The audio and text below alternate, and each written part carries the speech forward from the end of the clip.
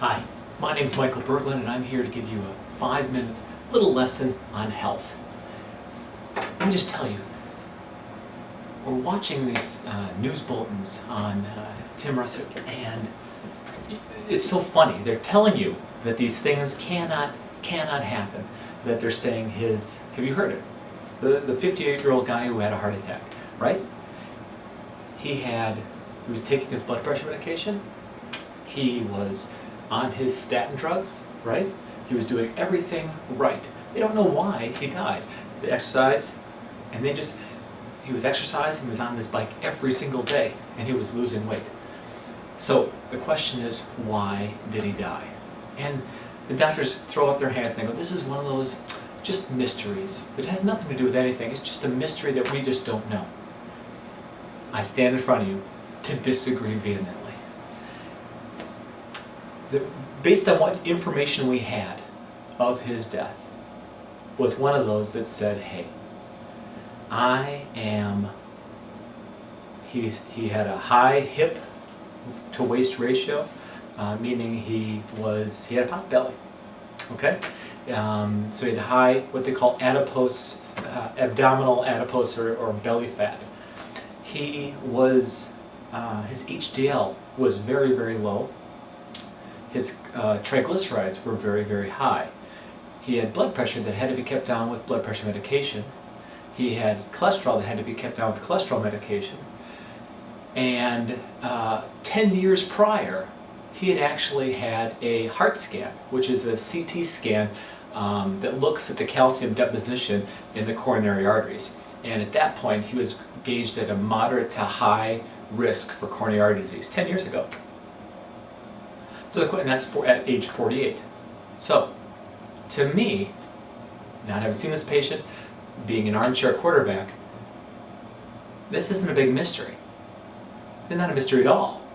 His HDL was very low. His triglycerides were very high. Now, what are triglycerides? Triglycerides are fats. Fats that float around in the bloodstream. Why does your body have fat floating around in the bloodstream? Well, you might say, well, because you eat fat. You eat fat, you absorb fat, fat's in the bloodstream. Duh. That answer is wrong. Okay? That answer is wrong. And we know it's wrong because what we do a lot of times is we'll have someone that has 700 triglycerides or 800 triglycerides. Normal range for triglycerides should be between 85 and 115, maybe 50 and 150 tops. Okay? This person's at 700, 800.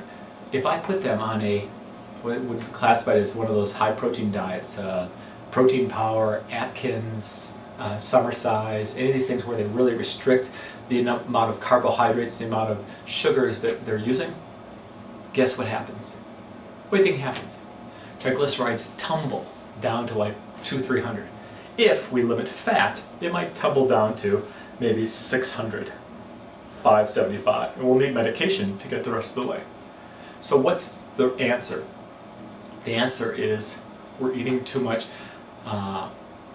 starches, which are kicking in the insulin, which is telling the body to store.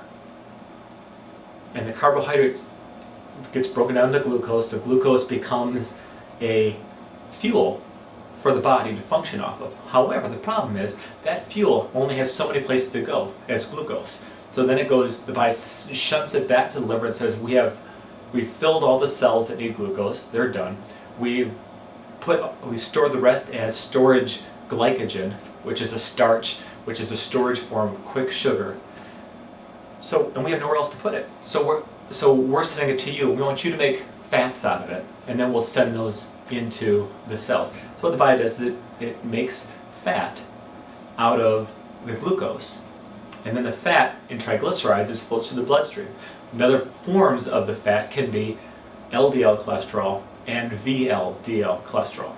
And that's a carrier form of that. So we usually see elevated cholesterol levels, elevated triglyceride levels, and elevated fat levels in a person with this, what's called Syndrome X or metabolic syndrome. That is what Tim Russert had. That's what he died of. He died of coronary artery blockages. Now, The other thing that we haven't detected is most likely he was a driven guy that didn't deal well with stress and inflammation. And because his body was constantly in this state of stress and constantly in a state of going, that he was in more of a fright, flight, fight mechanism. Therefore, he was in a lot of inflammation in his system. And consequently, what happens when you do that is your body doesn't repair very well, and consequently you get these blockages in the arteries, you get joint aches and pains, you get headaches. You can deal with them with anti-inflammatories, you can deal with them with Tylenol, but it's not going to take care of the core level. And so I just wanted to say, this is not a mystery. This is not a mystery. There's nothing in here that is crazy insane that we can't figure out.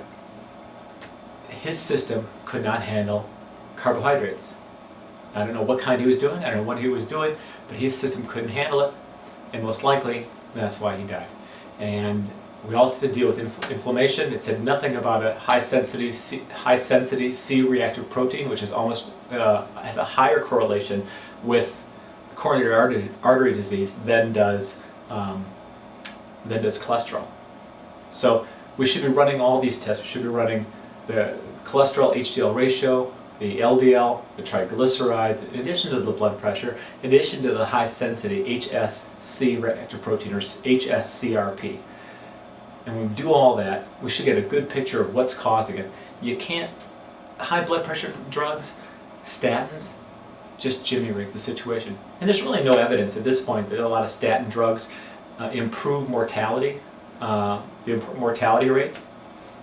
They create inflammation, they create joint inflammation and muscle inflammation, they create more problems sometimes than they do good. So I think we're finding that the statins aren't the way to go. Blood pressure is lining of stress, and if you have Cimex, the only ways around it: diet, exercise, and then supporting your body's system for handling sugar. I hope this helped you today. You can find more information out on my website, www.berglundcenter.com, B-E-R-G-L-U-N-D center.com, and I'm glad to talk to you today, and I hope to see you soon. Thank you.